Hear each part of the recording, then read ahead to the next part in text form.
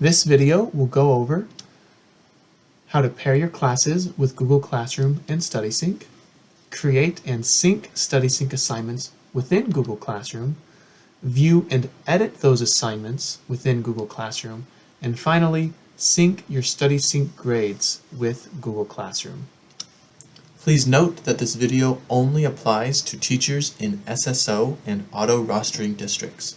If you are unsure which access service applies to your district, please read the Access Services description article to learn more.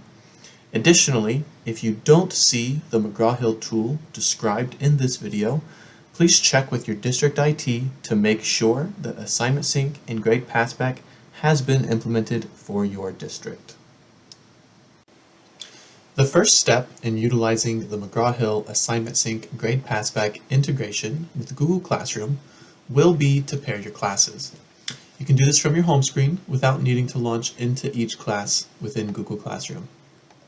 To do this, you will simply need to be logged in to your Google Classroom account, and then through your Google Waffle menu, you can launch the McGraw-Hill K-12 for Google Classroom app.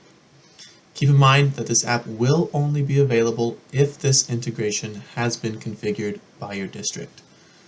Please note that your district may also already have a McGraw-Hill single sign-on app as well, so you will want to make sure you are launching the correct app when using Assignment Sync and Grade Passback. Once you launch the app, Google will ask you to confirm the account you are using if you have multiple Google accounts, like I do.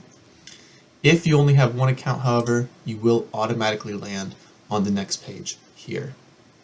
Once you have confirmed your account, we will display each class that you have within Google Classroom. You will need to be sure that you are performing these pairing steps that we're about to complete for every class that will be using Assignment Sync and Grade Passback through McGraw-Hill. So from here, you will simply click Pair Course beneath the class you would like to pair. We will then display a list of all the classes that exist within the McGraw-Hill platform. Please note that you need to locate and confirm the correct class is being paired, as incorrectly pairing your classes will cause the integration to not function properly. In our example, since we launched our Class 2 on the previous screen, we're going to be looking for Class 2 on this one. And once you have located the correct class from this list, you simply need to click the Pair button. Afterwards, we will automatically launch the Assignment Sync and Grade Passback screen for that class. However, if you need to pair additional classes, if you have more, like we do, you will want to make sure you are pairing those as well before moving forward. In order to get back to the previous screen, which lists your Google Classroom classes, you can either use your browser's back button, or there's also a button on this screen to choose a different section. Alternatively, of course, you can also close out of the tab completely and simply relaunch the app from your Google Waffle menu as well. So we will go ahead and pair our second class here real quick. And then we can go ahead and move on to how to create assignments. So on this screen, we do have a Sync Assignments button, which is how you will sync your assignments from StudySync into Google Classroom. And we also have a Resync Grades button at the bottom in case you ever need to manually resync your grades. As far as creating an assignment, we will, of course, be clicking this Add StudySync Assignments button. And once you click that, that will launch the StudySync program in a new tab here. And in order to create an assignment, we'll just go to this Assignments tab. We'll click Create Assignment. And then, much like creating an assignment through StudySync directly, instead of going through Google, you'll choose an assignment type. We'll do a blast, and we'll just do the Dream Team. And then you want to make sure you're choosing your target. Now, you can choose multiple targets, and if you choose multiple targets, you'll just need to make sure that in Google, you're going back and syncing those assignments for each of those classes. So in our case, we have two classes. We launched this through class 1, so we'll definitely choose that one. But I also actually want my second class to get this assignment as well, so I'll go ahead and choose them from the drop-down as well.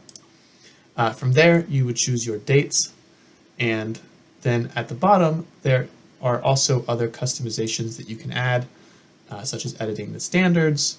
You can change Lexile levels, all kinds of other assignment customizations that you may want to use. For simplicity's sake, I will not be using any of those, and I'm just going to go ahead and create the assignment. As you can see, once we've created that assignment, it has generated 2 assignments for us for the Dream Team, one for our first class and one for our second class. And so on the StudySync side, these assignments are all good to go. Now, however, these assignments are not yet in Google Classroom. So what you actually need to do is in the other tab where we launched the assignment from, you'll want to come back, and in this Sync Assignments section, we can see any assignments that are in StudySync but are not yet in Google Classroom. So our system basically checks for that, and it has recognized that these 2 assignments, one that I created earlier and the Dream Team assignment that we created just now, neither of those are in Google Classroom yet. And so once we click Sync Assignments, it'll go ahead and sync those back into Google Classroom for us. Now that those have finished syncing, we can go ahead and close out of this tab. And if we check back in our StudySync 1 class, we can see that both of those assignments are now there. Now, if you remember, we did also create this assignment for StudySync 2. And if we go to the Classwork tab for this class, you'll notice that there is no assignment here. So we did create it for this class, but we just haven't synced it yet. So in this scenario, we need to launch the McGraw-Hill app again,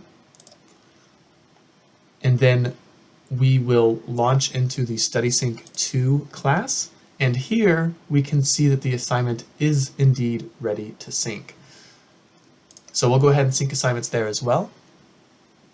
And this is just to reiterate that you can create the assignment and assign it to all of your classes at one time. You do just need to make sure that within Google Classroom, you are going back in to each class and syncing those as needed.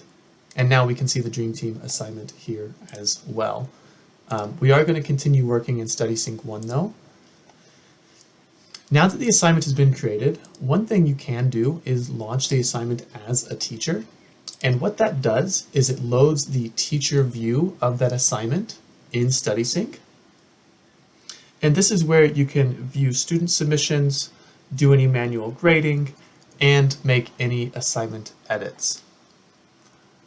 Referring to assignment edits, one very important thing to note is if you want to edit the assignment, you must make those edits through the StudySync view of the assignment, which is the page we are on here. So if you wanted to edit the dates, edit the maximum score, make any changes to the assignment whatsoever, you have to do it through this screen. And the reason that is because our system, StudySync, sends information to Google Classroom, but Google Classroom does not send data to StudySync. So if you were to attempt to edit this assignment in Google Classroom using this screen, any changes you make here would get overwritten in the future and would not be saved. So if you do want to change those dates, again, you just have to make sure you're making those edits on the StudySync side.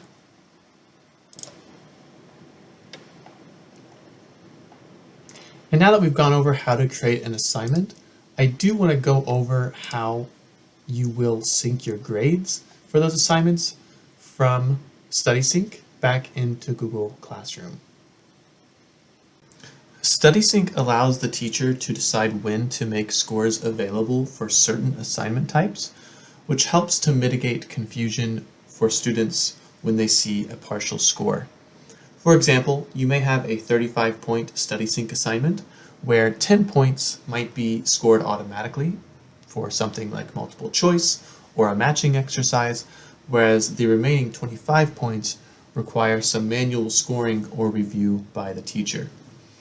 Due to this, the student may see a partial score of 10 out of 35 until the teacher has released those scores.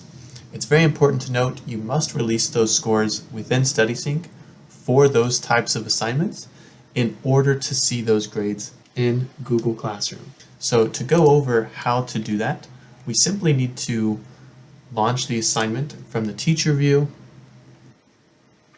Once that loads, you can see right here whether the scores have ever been sent or not. And you can see here that we have never sent scores for this assignment. So once you have gone through and made any manual reviews or scores for those students, you can release those scores when necessary. In order to do that, we just simply click this Actions button, and then there will be a button to send scores to Google Classroom. My button does say Canvas, simply because we have multiple integrations set up for this account, but your button will say Send Scores to Google Classroom. Of course, we have not completed this assignment as a student, so we get this quick little error message. However, once your students have completed the assignment and you have made those score changes, you can send those scores. Another thing to note is that in order for grades to pass back automatically for your students into the Google Classroom gradebook, they will need to launch at least one assignment through Google Classroom directly. We do support that teachers and students access assignments through either Google Classroom or the McGraw-Hill platform directly, whichever is easiest for you and the students. However, in order for those grades to pass back, the student does at some point in the school year have to launch at least one assignment through Google Classroom directly. And that's it for this training video. Please be sure to also review our PDF instructions, which are linked in the description of this video. And if you have additional questions, help is also available from our support teams.